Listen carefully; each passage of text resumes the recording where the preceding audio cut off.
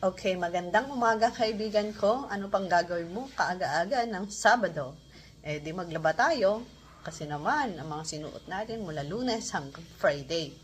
Eto, sandamakmak ang labahin. Hindi ko alam kung anong oras na naman lang tayo matatapos. Sana guys, matapos tayo ng maaga. O siya, sana ikaw din. Okay, huwag mong kalilimutang paghiwalayin ang puti sa dikolor. Okay, a day in my life, papakita ko sa inyo ang aking labahin.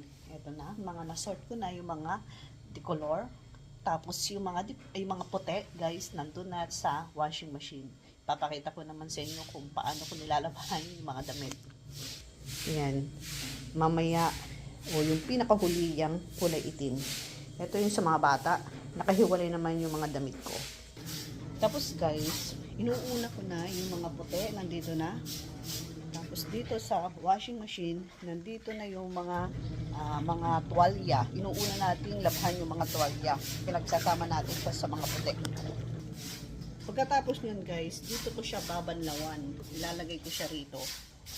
Eto na yung mga tuwalya. Kanina pa kasi ako nagsimula. Yan. Ganyan lang. Para hindi ako masyadong mapagod guys. Diba? Kasi guys, kung mamanumanuhin ko itong babanlawan, nako, baka maghapon akong mayayari nito. Kaya nga dati nagpapalaba ako. Ngayon hindi na.